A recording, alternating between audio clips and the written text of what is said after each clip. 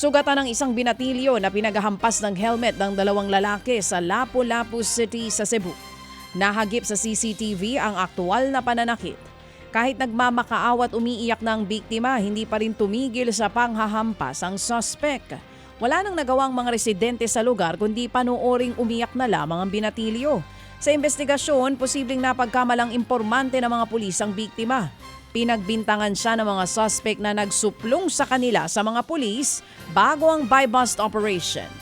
Agad na nagsagawa ng hot pursuit operation ng mga otoridad pero nakatakas ng mga suspect. Posibleng nakatawid na raw ng Bohol at Leyte ang dalawa. Patuloy pa rin silang tinutugis sa ngayon.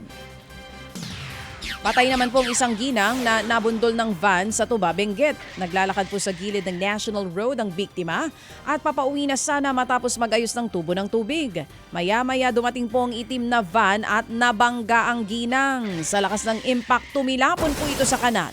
Naisugod pa siya sa ospital pero deklaradong dead on arrival. Napag-alamang isang Sudanese national ang driver ng van. Sinampahan na po ito ng kasong homicide pero nakalaya matapos makapagpiyansa. Desidido namang magdemanda ang pamilya ng biktima.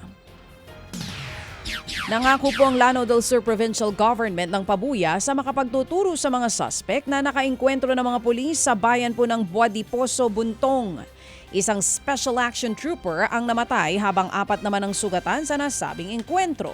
3 suspect ang tinutugis ng mga pulis kaugnay sa krimen. Kabilang po sa kanila ang hahainan sana ng mga pulis ng warrant para po sa kasong murder at frustrated murder bago pa po mangyari ang engkwentro. Patuloy namang nagpapagaling sa ospital ang mga sugatang pulis. Mga kapatid, patuloy po kayong tumutok sa 105.9 True FM para sa totoong balita, impormasyon, music and entertainment. Mag-subscribe sa aming YouTube channel at podcast at sundan nyo kami sa Facebook, Instagram, X at TikTok sa True Network PH. Bisitahin din po ang aming official website, truefm.ph.